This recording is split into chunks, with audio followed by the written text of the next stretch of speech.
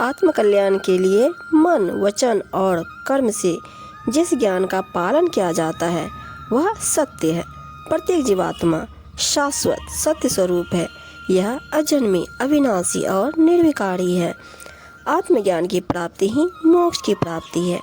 आत्मज्ञान सत्य, करुणा, दया और त्याग आदि गुणों का आधार है। जो अपने अनुभव से सिद्ध हो उसे मन में धारण करना, जैसा देखा, सुना या पढ़ा हो उसका वैसा ही वाणी में प्रयोग करना सत्य है।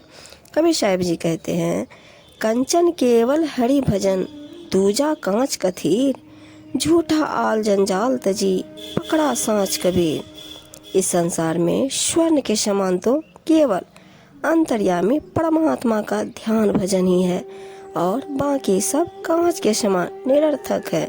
कबीर जी कहते हैं कि इस संसार के सभी मिथ्या, मोह, जंजाल, आडंबर आदि को छोड़कर केवल सत्य को धारण करो।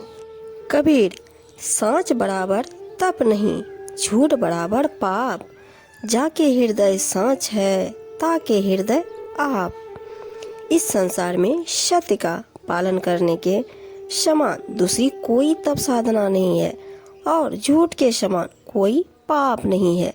जिसके हृदय में सत्य भाव स्थित है वही सत्य स्वरूप परमात्मा स्वयं विराजमान रहते हैं। कबीर जी कहते हैं, ऐसा सच्चा होने से कोई लाभ नहीं है जो सद्गुरु के सत्य नाम के ज्ञान को नहीं जानता है। कहते हैं, सांच हुआ तो क्या हुआ, नाम न साचा जान, सांच होए सांचा मिले, सांचे माही समान। सच्चा नाम बहुत ज़्यादा जरूरी है।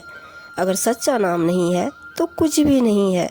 जो सत्य आचरण की साधना से सत्य का दर्शन करता है वह सत्य में ही समा जाता है, अर्थात सत्य का साधक सत्य में ही संयुक्त हो जाता है। कबीर जी ने सत्य की महत्ता बताते हुए कहा है कि जो व्यक्ति सत्य को पहचान कर उसके सार को अपने जीवन में उतार लेता है वह झूठे कुल जाति की पक्ष परंपरा में होकर नहीं चलता। सत्य ज्ञान ही आत्मज्ञान है। इसके समान कोई तपस्या नहीं। सत्य आचरण करने वाले व्यक्ति के हृदय में स्वयं सत्य स्वरूप परमात्मा का ज्ञान प्रकाश होता है।